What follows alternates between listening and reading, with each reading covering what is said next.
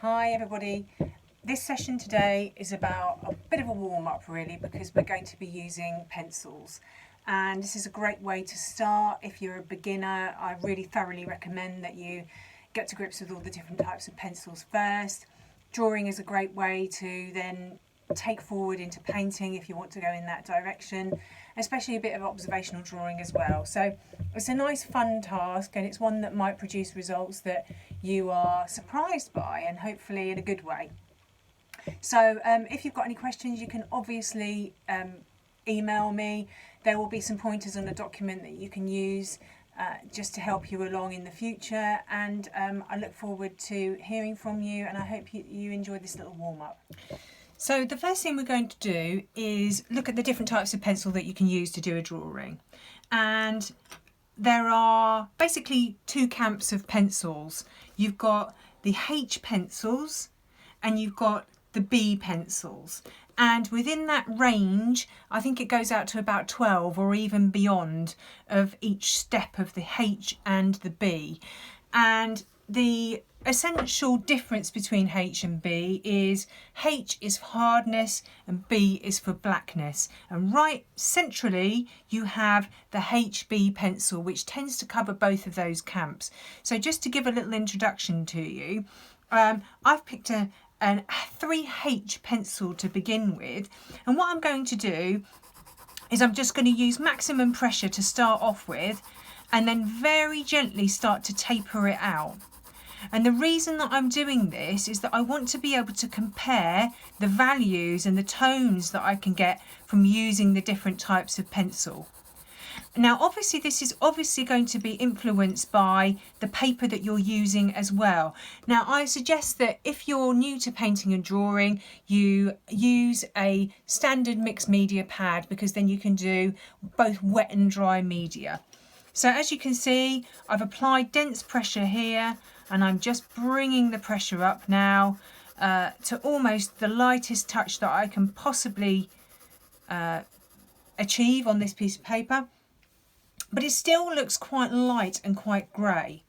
If I swap now to my HB pencil, which as I mentioned a moment ago is kind of smack in the middle really, I'm using the same pressure with this pencil as I did with the H pencil, and you can see I'm getting completely different results.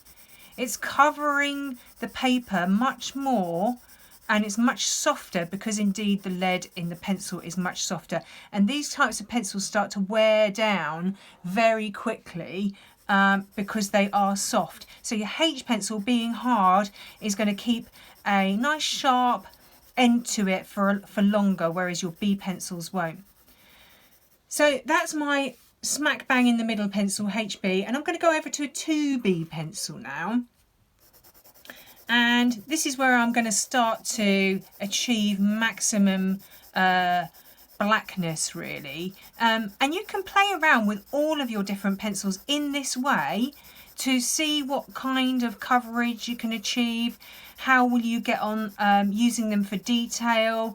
What jobs are they best used for? And that's, I guess, the encapsulation of why we would use these different pencils, because they do completely different jobs. And when you do your little chart and you get to know your pencils, don't forget to write on them which ones you've used to achieve that result, because going forwards in the future you might think, oh, you know, actually that reminds me of rain coming down, or this one reminds me of clouds, or this one looks like gravel on a stony road.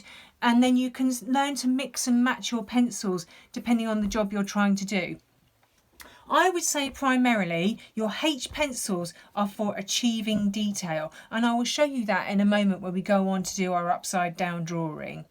Our B pencils are a fantastic pencil to take out if you're on the go, you want to take your little sketch pad with you and just draw a multitude of different things. You will get something obviously which is in the middle of the hard and the soft, so you can get the best overall appearance with this pencil, and then obviously your B pencil when you start to work into really dense areas like shadows, for example, or moody skies, anything that's very monochromatic.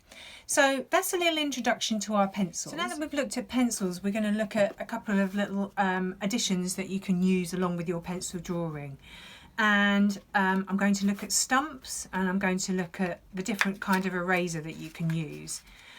So a stump is a tool which is made from cardboard, and a stump's primary function is to do blending. So if we take our HB pencil, for example, and we draw a circle,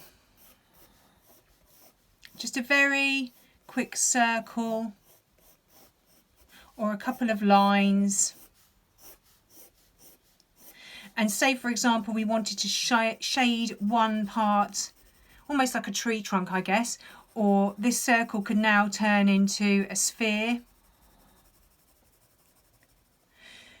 Instead of trying to achieve the different tonalities from dark to light, or a very extreme kind of dark shadow that you want to introduce different layers of shadow to, you can then go ahead and use your stump. Now, if you're doing a big drawing, then obviously the best type of stump to use will be a larger stump, okay? And if you're doing a small detailed drawing, then a small stump would be the best thing to use. So let me give you an example. I'll use the smaller stump. What I'm going to do is just literally draw over the top of my sphere with the stump, and what it's doing for me is blending in the lead of the pencil into the paper and giving it a really smooth appearance. And what it will do is it will pick up the lead on the end and it will drag it forwards, so you don't have to add any additional pencil to your shading. Your stump will just automatically do the shading for you as you drag the lead of the pencil forward. So I hope that you can see that I've achieved quite a effective result using my little stump in a really simple way, and it will save you from getting mucky hands for a start, because some people obviously use their fingers to do a blending technique. So a stump will help you with that, but it will also give you a really even appearance. It will get rid of the little kind of grainy lines that you can see and make something look much softer. So a stump's a really useful little tool to have. I'm just going to use the bigger one now, just so that I can do like a larger area. And I'm just going to keep quite uniform in my lines. I'm just going to drag over the lead that I've already put down to give it more of a shaded appearance. And then maybe a little bit that side. And then we have something that looks quite three-dimensional now. So stumps are useful little tools. And the way that you clean a stump is that you use a piece of sandpaper like so, just to get rid of the lead that it's picked up throughout your drawing on the end. And then you've got a nice clean stump to use for your next drawing. So yeah, useful little thing, and a little piece of sandpaper just to clear it off. So those are stumps, and now we're going to look at the different types of erasers that you can use, which primarily are the plasticky type erasers that you get from stationery stores, and a putty rubber, which is more for softer appearance and maybe larger areas as well. So what you could do is you could use your different areas that you've shaded in with your pencil and take your eraser and work into it. See what different effects you can get from using your eraser. So you can see with the plasticky eraser, especially the new ones that have got very sharp corners to them, you can actually work into them and get quite a lot of definition. Whereas with a putty rubber, it's quite a bit softer. And you can also mould the edges of a putty rubber into little points if you want to, so that you can actually gain a little bit more control and detail if you want to. This might be a good idea too to practice on the sections of pencil that you've done, because maybe you want to see how well they rub out. Will the H pencil rub out, or will you still be able to see lines? How about the HB one? I can still see a little bit, but the H one, because it's so hard, I can still see the lines underneath. What about the B pencil? Let's go into the darker area. That's almost saturated the paper really. So it's really worth playing around with all these things to see how they're going to behave before you go on then to doing your drawing.